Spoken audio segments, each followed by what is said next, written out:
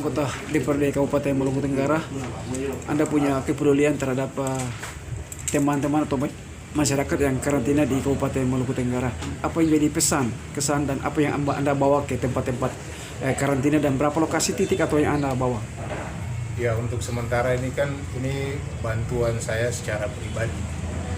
Saya perlu klarifikasi tidak dalam konteks sebagai anggota dewan, tapi sebagai warga masyarakat yang punya keprihatinan karena masalah COVID-19 ini bukan masalah domestik lokal, tapi ini sudah masalah dunia yang memang sangat luar biasa. Kita tahu persis sekian ribu orang sudah meninggal dunia, dan kondisi ini kita tidak tahu Maluku Tenggara seperti apa, tetapi sebagai warga masyarakat saya memang merasa punya tanggung jawab mencoba memberikan sedikit daripada kelebihan yang saya miliki secara pribadi. Ini tidak ada tendensi apa-apa, tujuannya untuk bagaimana membantu warga keluarga kita dari manapun dia latar belakang, yang penting dia sekarang hadir dan di karantina. Itu kita patut untuk mendukung, terutama pemerintah sudah mengakomodasi semua seperti ini. Ya, apapun juga, walaupun dalam konteks kebijakan APBD mungkin ada kebijakan anggaran, tetapi kami sebagai warga masyarakat harus bisa membantu dalam rangka untuk meringankan beban mereka. Berapa titik yang akan dibagikan dan apa-apa saja yang dibawa? Ya, kurang lebih sekitar sesuai konfirmasi kami kepada tim COVID Maluku Tenggara, untuk sementara ini yang berada dalam kota itu ada 8 titik karantina. Dan oleh karena itu kami ada membawa air, karena kebutuhan air ini juga sangat penting saat ini untuk mengantisipasi kondisi cuaca yang seperti ini. Ada snack-snack, makanan ringan, biskuit dan lain sebagainya untuk mereka juga bisa mengkonsumsi seadanya. Yang penting bahwa kita mencoba memberikan sesuatu walaupun dengan kekurangan yang ada, yang penting itu dengan tulus dan ikhlas kita coba bantu. Apa yang diharapkan oleh Pak Uta Safsaubun kepada masyarakat pada umumnya dan lebih khusus lagi yang dikarantinakan ini untuk mematuhi aturan-aturan, himbauan-himbauan? Saya rasa himbauan pemerintah itu sangat positif dan bermanfaat untuk kita semua. Social distancing, physical distancing itu memang satu hal yang sangat penting. Maka pada kesempatan ini juga saya membantu pemerintah dengan mengadakan langsung tentang bagaimana memberikan edukasi kesehatan hidup yang baik kepada masyarakat. Karena sebagai anggota DPR berulang kali saya tegaskan di dalam persidangan bahwa kesehatan ini ada 4 prinsip yang sangat penting, yaitu promotif, preventif, dan kuratif serta rehabilitasi. Orang kadangkala tidak bisa mencapai ke tingkat, kita berharap tingkat kesehatan tidak sampai pada tingkat kuratif, pengobatan dan rehabilitasi.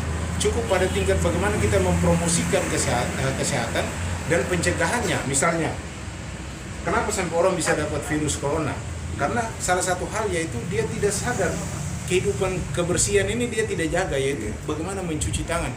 Ini adalah promosi kesehatan yang mengakibatkan terjadi yang namanya preventif atau pencegahan. Jadi kalau ini kita lakukan dalam bentuk edukasi seperti ini, maka nilai manfaatnya sangat luar biasa. Dengan demikian bisa saja kita tidak sampai pada tingkat kuratif yaitu pengobatan, karena kita tahu persis ADP kita sekarang di Maluku Tenggara sesuai informasi yang saya dapat dari tim COVID itu sangat minim. Belum lagi kita bicara soal fasilitas lain, tenaga kesehatan dan lain sebagainya.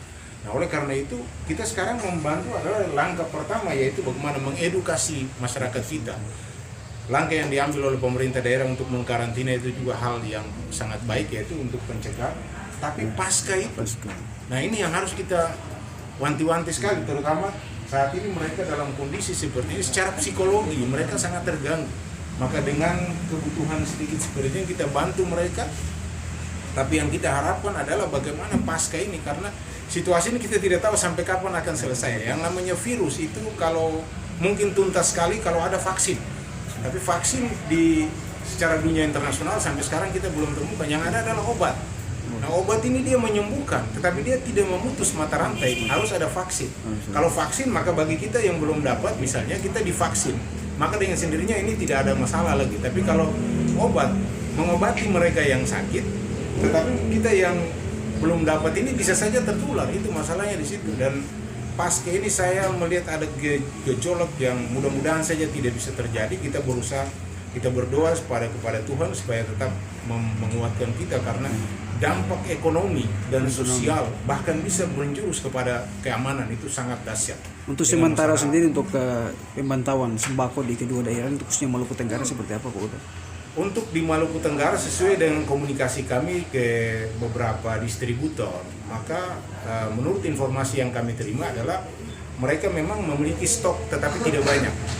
Karena tidak mungkin mereka melakukan pengadaan katakanlah misalnya beras dalam jumlah yang banyak. Kondisi ini kan kita tidak tahu dia ke depan seperti apa. Nah, seharusnya kalau memang mereka harus melakukan pengadaan sembako dalam jumlah yang banyak, harus ada jaminan oleh pemerintah daerah. Apa garansinya? Ketika misalnya 1.000 ton beras datang di sini, 500 dibeli oleh masyarakat dengan daya beli yang sudah sangat minim seperti ini, 500 sisa ini mau diapakan? Kan tidak ada jaminan. Nah, kita berharap bahwa tidak ada dampak yang luar biasa pasca ini, tapi kalau dia berdampak, maka pasti pada tingkat keamanan juga akan terjadi seperti itu. Mereka juga memproteksi diri mereka jangan sampai terjadi penjarahan dan lain sebagainya, karena yang lapor ini bukan saja masyarakat, mohon maaf, mungkin juga saudara-saudara kita TNI Polri semua juga bisa lapar kondisi seperti ini. Jadi mereka juga membentengi diri sehingga tidak boleh ada sampai tingkat penjarahan. Nah, untuk mengantisipasi itu sebetulnya menurut saya intervensi APBD berdasarkan keputusan bersama Menteri Keuangan dan Mendagri itu harus konsisten dilaksanakan. Kalau itu dilaksanakan, saya sangat yakin masyarakat akan aman, pemerintahannya juga akan aman. Ya.